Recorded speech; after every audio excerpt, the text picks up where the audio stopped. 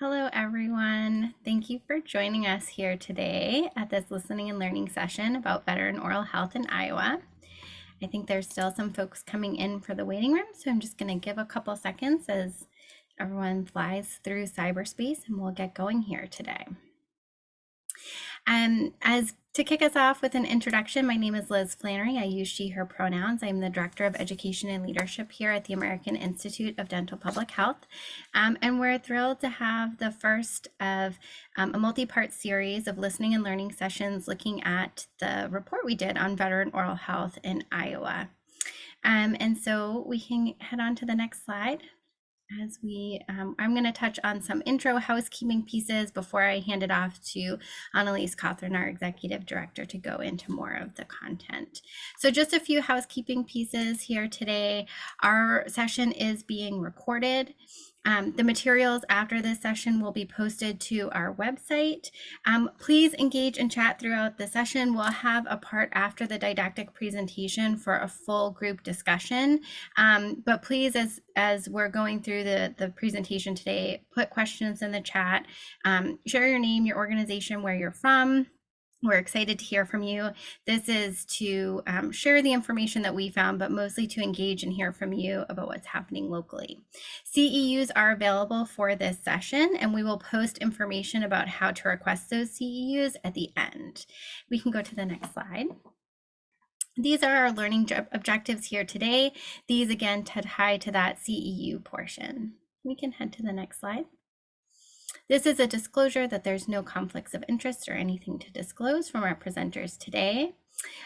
So what we're going to talk about, we're going to do a review of the state of veteran oral health in Iowa. Again, Annalise Cawthron, our Executive Director at AIDPH, will present that piece. We will identify policy solutions and advocacy opportunities for Iowa stakeholders. And then again, we want to hear from all of you on how to leverage the report that we did looking at veteran oral health in Iowa for collective action. Go to the next slide. So what is a listening and learning session? What are we here to do today? Again, we'll do a didactic presentation.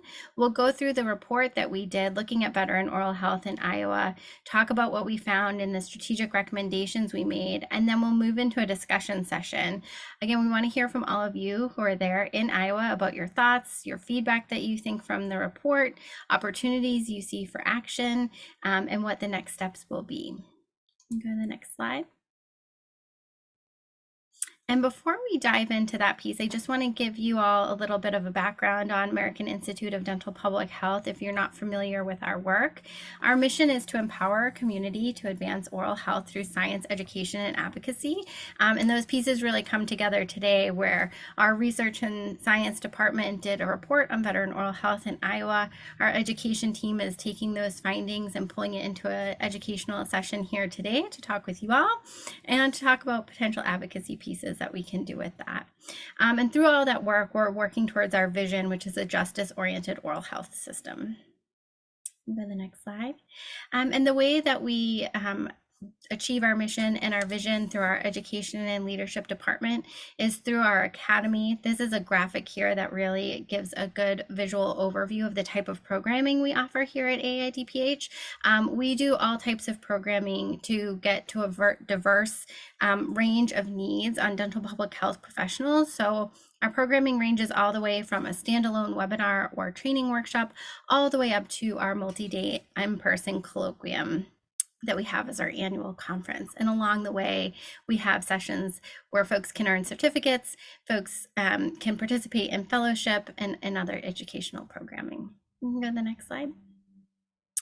We have 4 communities of focus that have been historically underserved, particularly with oral health. Those communities include LGBTQIA+ people, veterans, people with disabilities, and rural communities. And of course, we recognize that there's also intersection among those 4 communities of focus as well. Again, and we'll touch upon multi parts of those and when we talk about our report findings today. Go to the next slide. Okay, so I'm going to hand it over to the State of Veteran Oral Health in Iowa. Annalise will kick us off. And as we're doing that, we're going to launch a poll here. We'd love to hear from you all about what you see as priority areas for veteran oral health. So Sam's going to launch that. And if y'all can take a moment to answer as Annalise is getting us kicked off, she'll share those results when everyone has participated. Thanks, Liz. And hi, everyone. Welcome to listening and learning session number 1. Our focus area today, as we review this report and also hear solutions, recommendation, action items from all of you today. This overview will focus on policy strategies and recommendations. However, that's certainly not a limitation or a constraint in order to guide our discussion section, which will be at the second half of today's listening and learning session. So wanted to sort of name that our intention here today is to focus on policy. However, that certainly doesn't constrain our discussion when it comes to identifying solutions and areas of activation. So I see 83% of people have participated. I'm going to give one more second in case those last 3 folks want to hop in.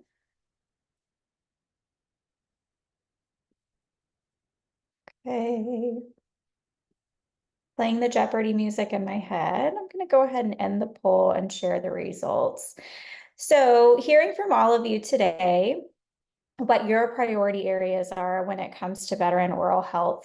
No surprise, access to care is number 1, top of everyone's mind, which is great because we're certainly going to review what access to care looks like in the state of Iowa and also touch on nationally what veteran oral health looks like just to add context to how that affects Iowa.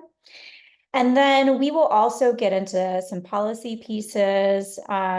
And we're also going to be touching on healthcare integration too, which I see are also really high priorities on everyone's mind. So I appreciate that feedback. It tells me that we're in the right space, we're going in the right direction, and that folks here probably will find some utility in what we're going to discuss today. So thank you all for being here. I'm going to start today's discussion off today, which again is really meant to be an overview. This first part is meant to be an overview with the intention of having this be a series of sessions where we learn more about the work that we're doing in Iowa. And really, we're setting up Iowa stakeholders for success to be able to carry out and implement the work long term in Iowa. So in case you've never heard of this report, the State of Veteran Oral Health in Iowa, if this is brand new information to you that there is a report on this topic in Iowa, I want to give some historical context to how this report was developed.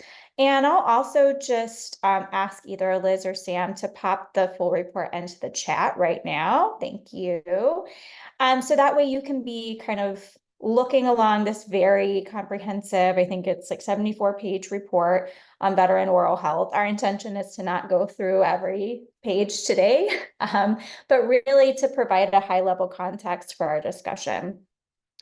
So in fall of 2022, AIDPH, in partnership with Delta Dental, was able to get grant funding to support the creation of a report on veteran oral health. And this was really meant, how we sort of conceptualized it, it was meant to be kind of a state of the state for veteran oral health in Iowa.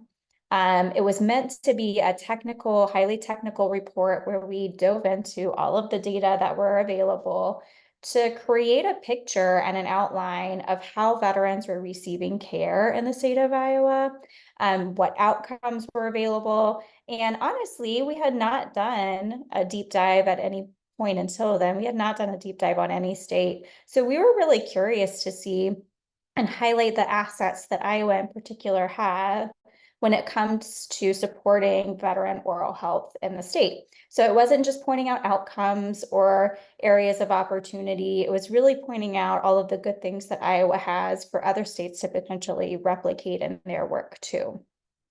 So throughout the spring of 2023, we sourced data.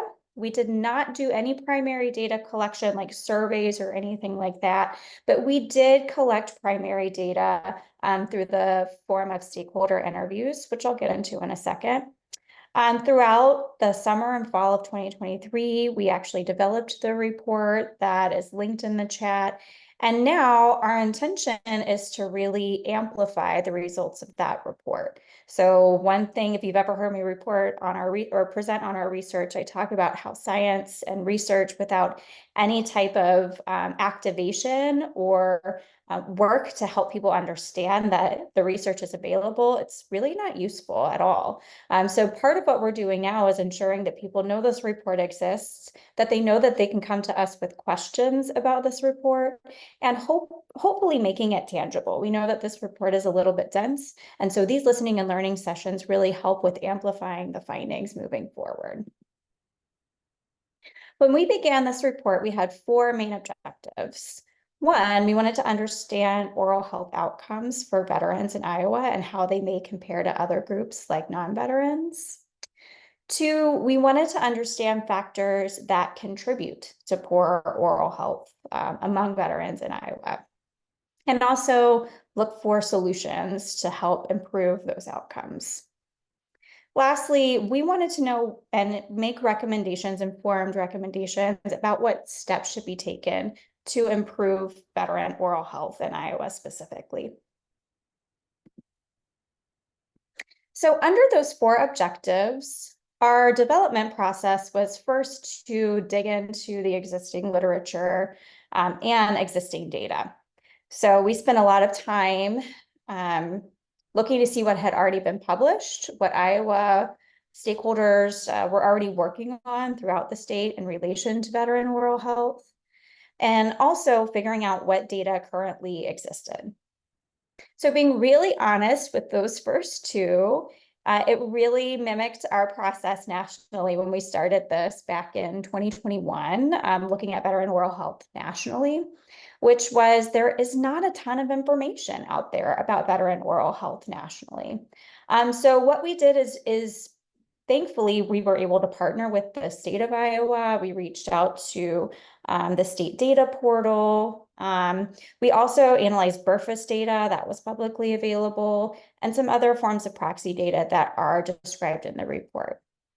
Lastly, we felt like all of those really technical numbers and quantitative analyses really needed context through qualitative data, which we collected using stakeholder interviews. So we approached a wide variety of stakeholders, including clinicians, associations, organizations with nonprofit focuses, researchers, veterans themselves, and we asked a series of questions related to those 4 objectives. And so we took all of that information and, of course, reported on it in the document that is linked in the chat. But then we also used it to drive insights for recommendations. Meaning, if you took all of this data and put it together, what would it tell you to do or activate around as a result of those evidence-based decisions?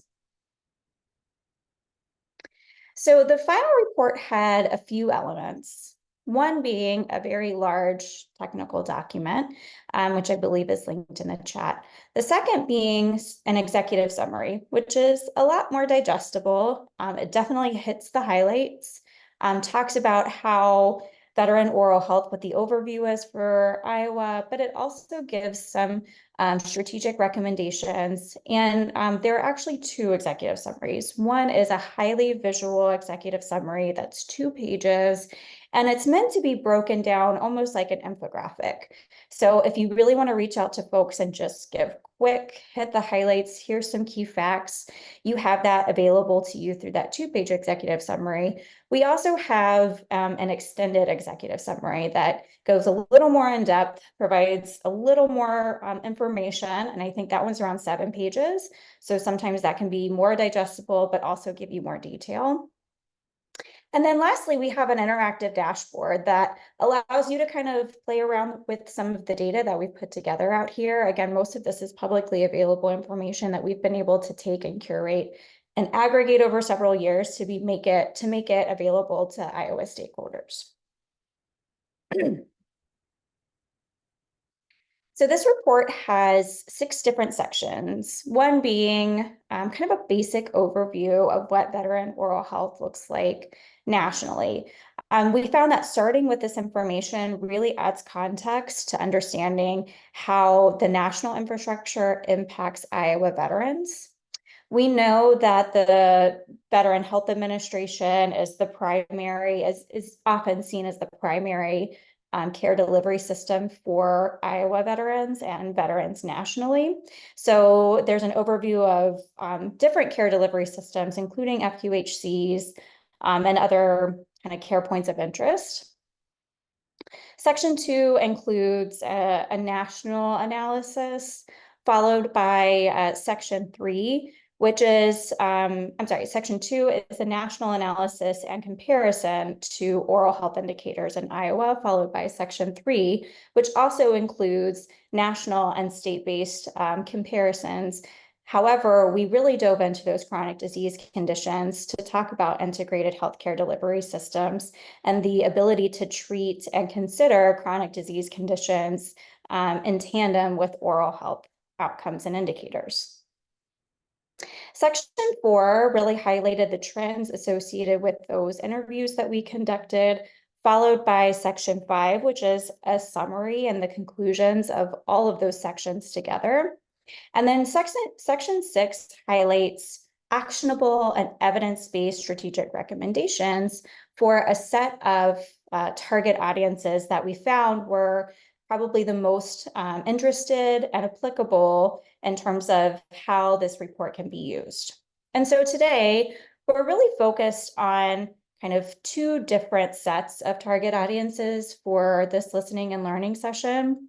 One being associations, 2 being policymakers, or really advocates within any of these target audiences who might feel like they want to develop and implement policy recommendations.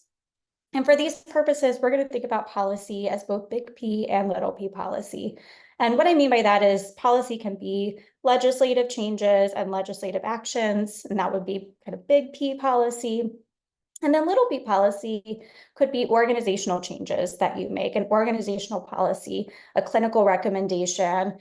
So all sort of policy is here on the table for us to discuss today.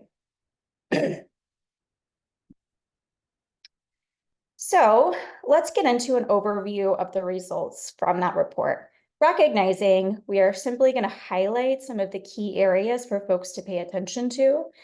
This is not going to go over every single result in the paper, rather in the report, but it will kind of feature some key areas for folks to consider. We are happy to go into detail on any of the report questions that you may have, but for these purposes, because that listening session is so important to us, we want to make sure that we're giving lots of time so that we can dive into the learning pieces. When it comes to the national landscape, it's important to note that there are about 18 million veterans in the US total. So that would be all of the people that you see lined up across your screen here today. About half of them are eligible for VHA healthcare for primary care. And those tiny little blue and red people or bars that you see to the far left here are the number of veterans who are eligible for dental care. Eligibility requires both funding in the budget and also a federal code, a change of the federal code to change any level of eligibility or to determine eligibility. And so 1.8 million are eligible for dental care, which is about 18%. That tiny red bar over there are the number of veterans who actually utilize the care that they are eligible for. So about a third who are eligible utilize that care, meaning that very few veterans ultimately are seen through the VHA.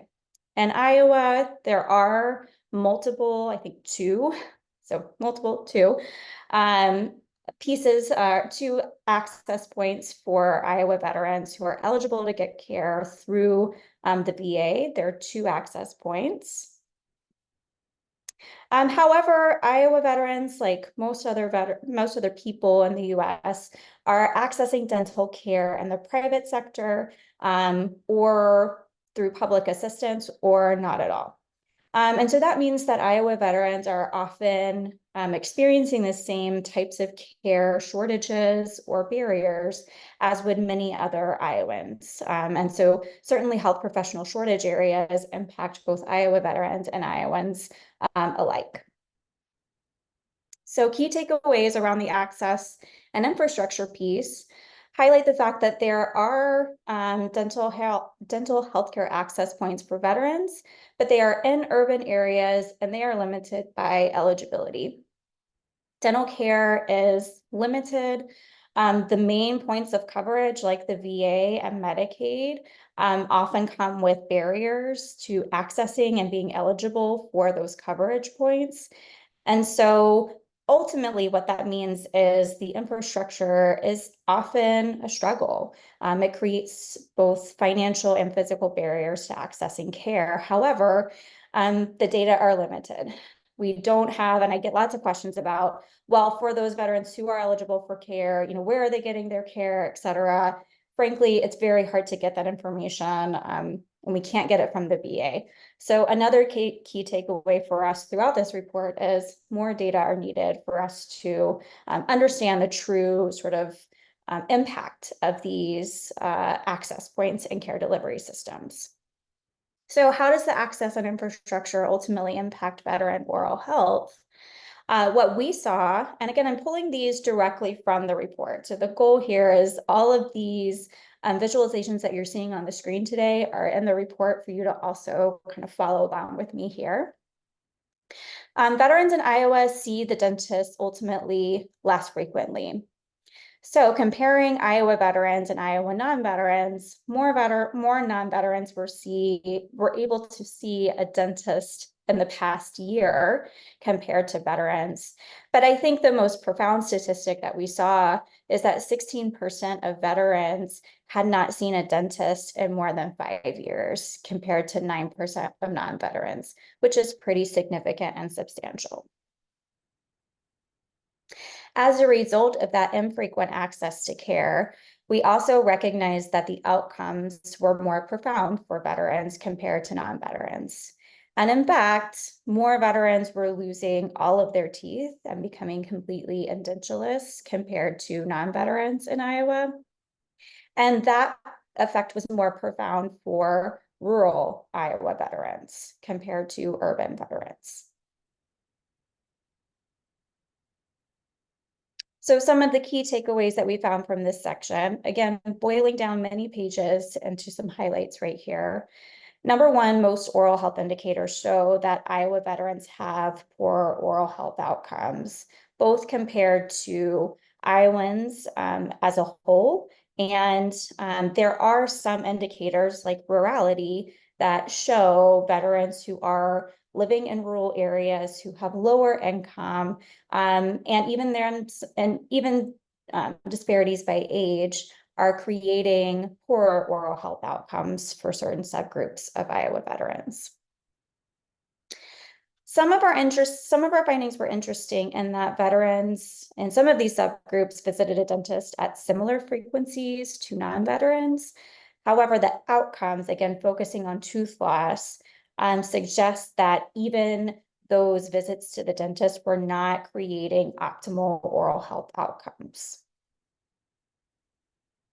And some of that may mean that the impact of physical health on veterans and those integrated chronic disease conditions that integrated healthcare management may be influencing those oral health outcomes that are not just connected to access and utilization. Our research did indicate that Iowa veterans have more chronic disease conditions.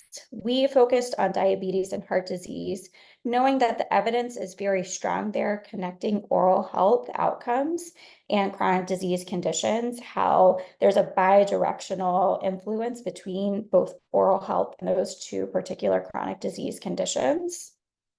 We also recognize that both of those chronic disease conditions have the ability, if managed better and in a more robust manner and an integrated manner, have the ability to reduce costs of care, improve quality of life for those veterans, and also reduce medical costs by managing those chronic disease conditions better. And AIDPH has reported on that probably in about 5 different publications prior to this one, reiterating that connection for high risk and high cost veterans. So not terribly surprisingly, we know nationally that veterans compared to non-veterans have higher rates of chronic disease conditions. And this was mirrored here in Iowa, such that veterans with diabetes, veterans had a higher prevalence of diabetes compared to non-veterans in Iowa. And again, mirroring this trend that rural veterans had higher rates of diabetes compared to urban veterans. I believe this is also the same for veterans with heart disease. So these trends of having poorer oral health and physical health outcomes when looking at rurality was continued whenever we were looking at these chronic disease conditions. And so when we look at, again, those high risk, high cost implications connected to chronic disease conditions and poor oral health, we looked at what the best we could find in terms of proxy data, which was the medical expenditure panel survey. And that allowed us to go into just the Midwest. Unfortunately, not Iowa specific, but we know that Iowa is in the Midwest. And Midwestern veterans paid almost 30% more in annual dental expenditures compared to non-veterans. So all of these issues related to poorer oral health, higher prevalence of chronic disease conditions, ultimately indicated a higher out-of-pocket cost to veterans. Many veterans were delaying care due to cost, about 3% more, and that the self-pay, meaning the out-of-pocket costs for veterans, were higher because most likely these disease conditions were harder to treat and more costly to treat. It could also be an indication of having an underinsurance or no insurance when it comes to those benefits. We talked about Medicaid, and we talked about the lack of eligibility for all veterans to be able to receive care in the VA. And so we know all of those factors ultimately mean that there are higher out-of-pocket costs for veterans as it relates to this type of care compared to non-veterans. Through our calculations, using an algorithm and methodology from Cigna Healthcare, we know that treating both diabetes and heart disease creates a medical cost savings when oral health and dental care is addressed, particularly in those two chronic disease conditions. And so if there were to be more coverage through the VA for Iowa veterans, it could actualize a $55 million cost savings for Iowa veterans with diabetes and a $66 million cost savings for Iowa veterans with heart disease. And so what this means is that these conditions are ultimately being treated either through Medicaid, through private insurance, or through indigent healthcare, charitable, other sort of sources of self-pay. And if there were more eligibility for Iowa veterans, that cost would then be reduced and shouldered elsewhere outside of the state. So as we're talking about policy and advocacy for Iowa veterans, looking at those implications and outcomes and asking ourselves, how can we make some data-driven recommendations for policy solutions or advocacy opportunities as it relates to veterans in Iowa? AIDPH developed, I think, up to 10 for this section on strategic recommendations, but we're just going to highlight a few here for you to consider. Recognizing at any time during the discussion session that you can bring up any elements of the report that you have questions about or feel like it's important to kind of dive into more deeply. So number one, fund and conduct a comprehensive clinical needs assessment for veterans living in Iowa. Throughout this report, what we bumped up against over and over and over again is the lack of data. And this is not surprising because there's a lack of data nationally too. It's really, really hard to source data. Definitely through the VA, it's really challenging. But what we found is that most systems, and Iowa actually has a really fantastic data system, which we'll talk about in just a second. Most systems health systems don't collect oral health information, or they don't collect veteran status. And sometimes it's really hard to get both of those into the same data system in order to look at a more informed outcome response for both of those elements. So we always advocate for collecting more information. That usually has to be funded somewhere. And so a policy solution is something to consider here when conducting and funding a comprehensive clinical needs assessment. Number 2 is strengthening and expanding the Iowa Veteran Trust Fund. For all of those stakeholder interviews that we did throughout the course of several months in 2022 and 2023, every stakeholder, every one of them brought up the Iowa Veteran Trust Fund and talked about how important this trust fund was to getting those out-of-pocket costs covered for veterans who are really struggling to access and fund dental care. We know that many veterans are not getting the dental care they need because they can't afford it. And the Iowa Veteran Trust Fund is a fantastic mechanism of covering that care and getting those high-risk, high-cost veterans addressed so that they have an improved quality of life. And then those costs are ultimately reduced that are being absorbed through other payer systems. I will also say too that as we promote this report in all 50 states through our virtual Veteran Oral Health Road Tour, we have highlighted the Iowa Veteran Trust Fund as a best practice. And there are lots of other states who are really excited about this infrastructure and in fact, look at it as an opportunity to create funding for veteran oral health that doesn't necessarily involve Medicaid expansion. So while we highlighted, some outcomes that are less than favorable and certainly suboptimal, we also recognize that Iowa is leading in many other areas, including this Veteran Trust Fund. However, we are still going to recommend that Medicaid expansion should include veterans. And there are lots of ways to do this. In fact, Florida and Oregon are 2 states who have carve-outs for veterans, and they have certain eligibility requirements that allow for veterans to get a special waiver or a special set of funding through the Medicaid program.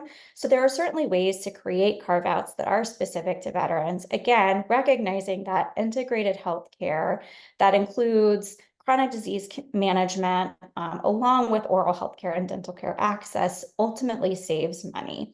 So allowing for carve-outs for veterans through the state Medicaid program is one potential solution that advocates can explore. Lastly, kind of piggybacking, not banking, either way, maybe both.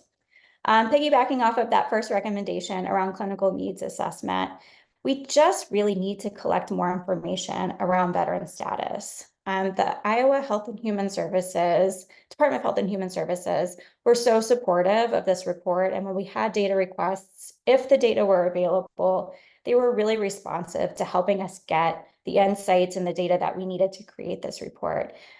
But the reality is that many of these data sets don't inherently collect oral health outcomes or more robust oral health outcomes, and they may not collect veteran status. And so these are easy ways to expand an available infrastructure to create more data for us to generate advocacy and policy considerations. Particularly looking at, so I guess it wasn't lastly, I think this is lastly though, particularly considering rural veterans in Iowa, not only our data, but also again, those stakeholder interviews reiterated over and over again how disproportionately impacted rural veterans are in Iowa. And so in order to address those care delivery points, which realistically, the other recommendations that we've made here today would also help rural Iowa veterans, but in particular to rural Iowa veterans. Allowing for more infrastructure through telehealth and mobile dental resources can help reduce the disproportionate burden that rural veterans are experiencing in Iowa. And we know that leveraging telehealth and mobile dental frameworks can bring that gap together and specifically impacts and supports rural veterans in Iowa.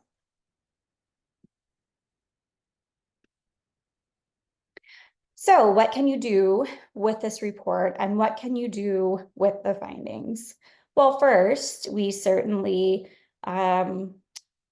support veteran advocacy, and advocacy can come in many different forms. We're talking about policy in particular today. And so policy advocacy is one form of advocacy. However, you can really promote all kinds of advocacy, which is going into rural areas and making more information available to veterans living in those areas. You can look at advocacy in terms of educating clinicians on how veterans should be supported in this holistic care environment, with the understanding that chronic disease conditions certainly impact veteran oral health. So there's lots of ways to advocate for veterans using the insights of this report.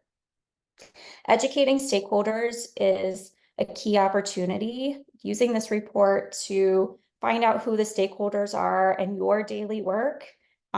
Likely you'll find insights that apply to them and helping them know that this is a resource available to them, while also acknowledging that education goes both ways. AIDPH is here to be able to listen to all of you. We want to know what we can be doing more based on this report to help you implement the findings, come up with more recommendations, or sharpen or change the existing recommendations, knowing that all of you are the experts in this daily work.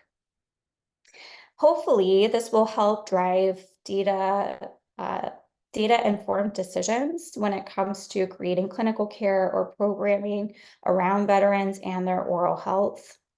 And then lastly, seeking funding to be able to create change based on these recommendations. We want to make sure that the Iowa stakeholders who are doing this daily work have some direction and support from AIDPH to go and seek additional funding for the work that you're already doing or maybe planning on doing. And so this can really help make the case to those potential funders when it comes to those data-driven recommendations.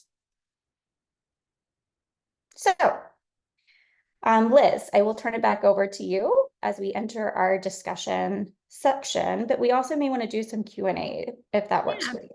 Yeah. So we'll come off our slide share here. Thank you so much, Annalise. And as we move into our discussion portion, I invite folks, if you're able, to come on to your video camera so we can have a good community chat and be here together if that's possible for you. And we do have some discussion questions here to guide us through that portion, but I will pause and see if there's any questions or reactions to the presentation that Annalise just did before we move into that part.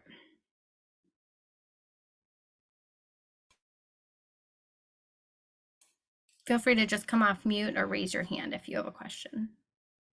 Carol, did you have something? I saw your hand pop up. Nope.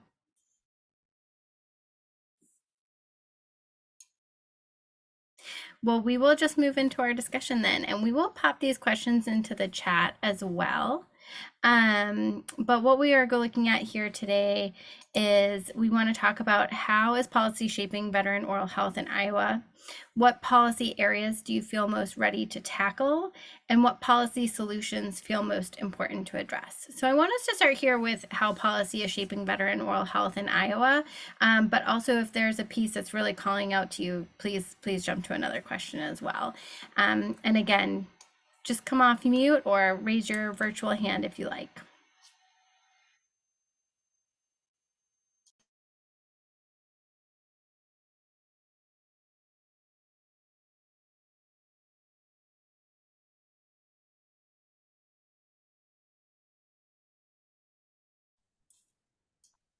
Hi, good afternoon. My name is Ida Acevedo. I'm here on behalf of DentaQuest. I'm here really just to learn and understand how we can collaborate with the current movement that's going on. I applaud y'all and what you have done to collect this data because truly data collection is one of our areas where, again, if we don't have that data, we don't know what we should invest in, advocate for, et cetera, et cetera. So I'm really excited to be here and learn more. Side note, DentaQuest does administer a small dual DSNP, which is dual eligible Medicaid and Medicare program, about 8,000 members. So again, as you alluded and pointed out, right, these members are often in rural areas where dental access is not easily obtainable for our members. So again, extrapolating on teledentistry, mobile dentistry, and getting those modalities out there, I think it's going to benefit many populations, not only veterans, but great place to start with this data. So thank you. Thank you so Thanks much, so Ida. much. Ida, can I ask you a follow-up question? Is there anything DentaQuest is currently doing in terms of focusing on veteran oral health that you might be able to share with the group? I'd be really interested in hearing more. So there is nothing specific that comes to mind. I can circle back with our actual local team to understand more about what we're doing. It's more of a, in general, the full aging population that's on that Medicare program that we are trying to alleviate some of those constraints to receiving that access. So nothing specific, but I do think it's all encompassing to veterans and other populations. Thank you so much. Anyone else? So we have, again, at the top here, how policy is shaping veteran oral health in Iowa. But I'm also curious if we're looking at hearing this information, hearing about the work you're doing, knowing about the work you're doing, we'd love to hear from you. What policy areas do you feel most ready to tackle? Either something you already were working on, or maybe now that you have this data in hand, something you feel ready to do or would like to be ready to do.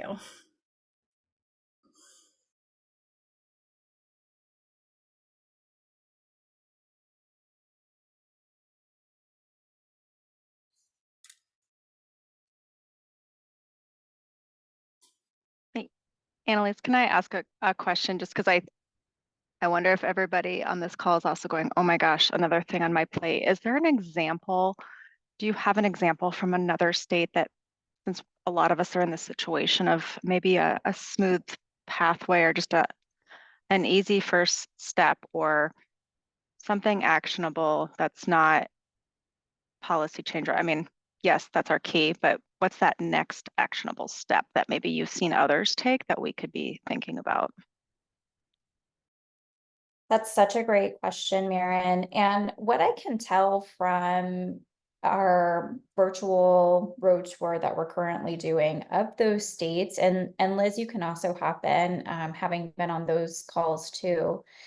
What we found is that folks are typically excited around the policy advocacy space, but also recognize that sometimes that's the hardest area to see immediate change in, to your point, Maren.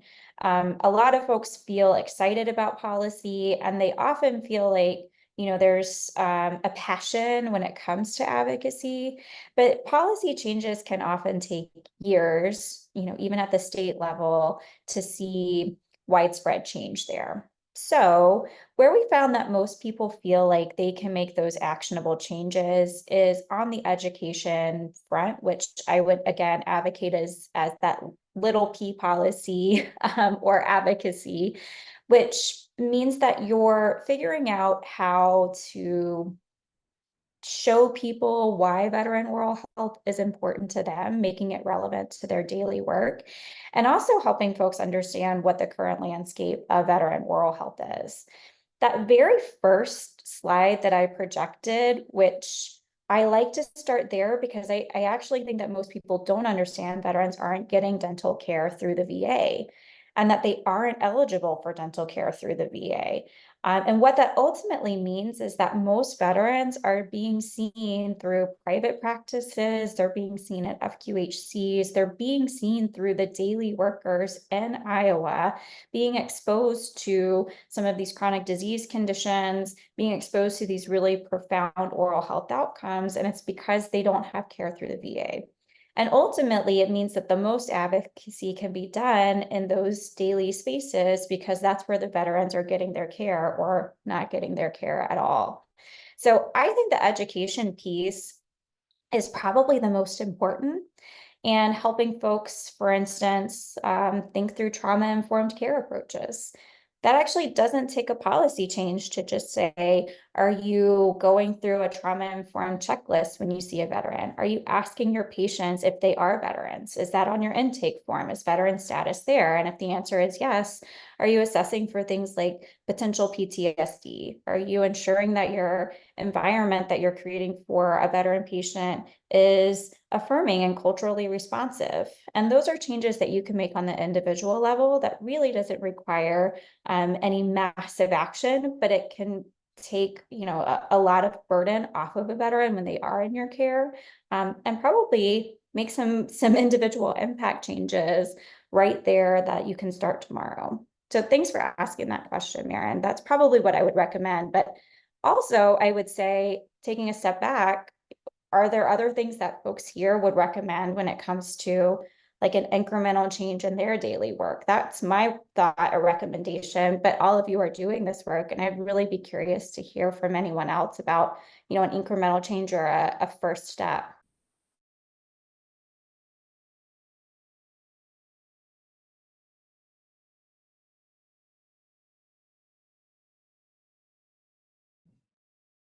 And I will chime in and say, if it doesn't have to be an incremental change or first step that you have taken, it could be something that sparked through this conversation, or maybe something that you had in the back of your mind that inspired you to come to this session today and think through the information. I think, Annalise, when you were talking about the VRTs, you kind of echoed everything that came to mind of what we're seeing in other states and hearing from other states. And a lot of it is, we're not doing this work yet. Can we be part of this conversation? And of course, the answer is always yes. We find over and over again the surprise at what the state of veteran oral health looks like. So being a part of this conversation is a start, is one of those incremental steps. Attending these sessions, coming to the in-person summit at the end of the summer that we're hosting in August is an incremental step. So I will pause again and let folks kind of think through that. Some things, it doesn't have to be something that's already underway. It can be something that is a vision at this point.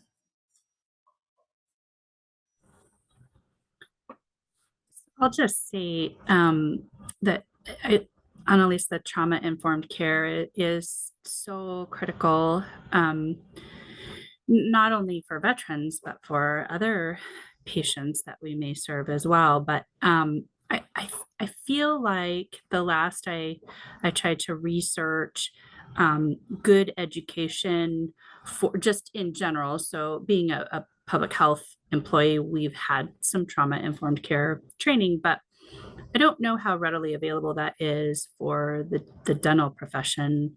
I'm not sure about every state, but I know it's not required in any of the states that I've practiced in thus far. As far as licensure, continuing education, and after working in public health and with veterans, I feel pretty strongly that, wow, all of us in dentistry could use some education on how to help and work with people who have experienced trauma in their life. So I don't know, I wish there were, you know, I mean, we can get education on, you know, mandatory reporting and HIPAA and, you know, things like that, but I think it's a little more difficult to find education in the trauma informed care stuff. So I would love to see some more conversations around that and how, you know, we could get our, you dental associations, hygiene associations, anybody and everybody to start having courses on this for continuing education at minimum, at least offering that for those folks. Because I just know, looking back at my many years in private practice, I'm sure I worked with a lot of people who had endured some trauma and just had no idea. It's not that they are always forthcoming on that. And then I guess my next comment, just going back to Medicare Advantage plans, as Edith spoke about the DentaQuest one. I know here in Scott County, all of our Medicare Advantage plans offer a dental piece. There are some providers who will take Medicare Advantage, but it's a little bit like trying to find providers for Medicaid. I think the reimbursement obviously has something to do with that. But while those plans are wonderful, and I've worked with veterans who have a Medicare Advantage plan, and then also helped them to get the additional work that they need done through the trust fund. It's still not easy to find providers under those plans, and some are much harder than others to try to find providers for. So I love them. It's a little difficult sometimes. Yeah, that's really interesting, Carol, because for the WellPoint, specifically this plan, it has 2 tiers. First one is $6,000, no pre-auths. They're capped at that amount, so they can have a pretty comprehensive dental service, right, with that $6,000. The other plan offers a $2,000 cap. But again, the fees are more commercial-like. They really are usual and customary, right up there with your competitive commercial plan. So that is something that we're trying to understand too. I think there's a lot of stigma with Medicare Advantage, right? There's a huge stigma with this is like Medicaid, and it totally isn't, right? Because some of these members just aged into the program, right? And as you also alluded, some of these members are veteran members because they've chosen to pay out of pocket for these additional services. So yeah, that's definitely something that I would like to learn more about. But I think, to your point, member education, provider education, and training, right? More thoughtful cultural training. Maybe even implicit bias training. That is something that we are trying to advocate for in the different markets that we're in. But with speaking with the changing policy, right, it's very much so a tug of war with if there is an appetite for going that direction. So yeah, really great ideas. And if there's an appetite, I mean, that is something that we could definitely have experience in other states. yeah. Well, I'll comment too, Carol, to your kind of original comments and suggestions around trauma-informed care and provider education. I feel like that's a great example of a little p policy. That doesn't require a legislative change. But what we went to, and I just looked it up too, it's on page 44. You can easily, like you said, Carol, require training specific to veterans, and that could be part of licensure, or it could be part of standing CEUs that are offered through state associations, both for all dental clinicians. And then using those trauma-informed care approaches, making that required too, not only benefits veterans, but like you said, it benefits many patients who have experienced trauma. So I think that's actually a really good example of a policy change that you can make. That's not a legislative change, but it certainly hints at a policy that improves veteran oral health care, and ultimately probably improves the oral health care experience of many Iowans.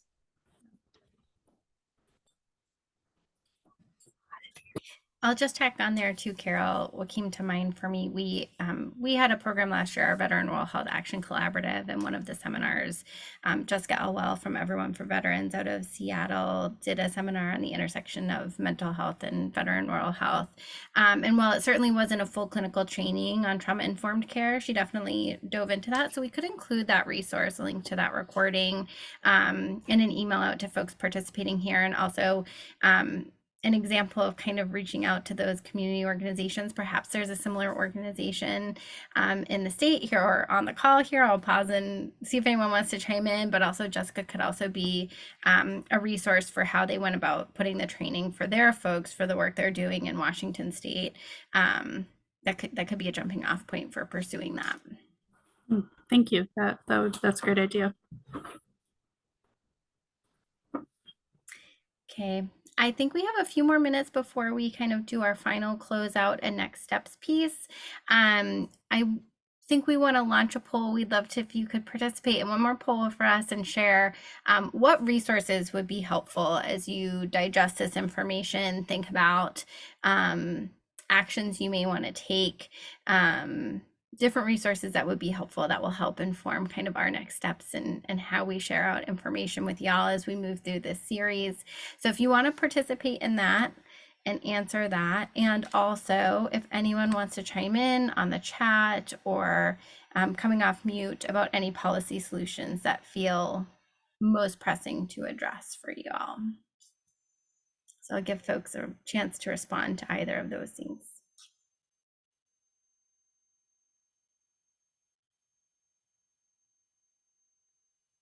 And Liz, I'll go ahead and navigate us to the next little section here to make sure that I'm setting us up, which is, this poll and your comments here in this session and any preceding sessions will be used in a Veteran Oral Health Summit that we're hosting in Des Moines.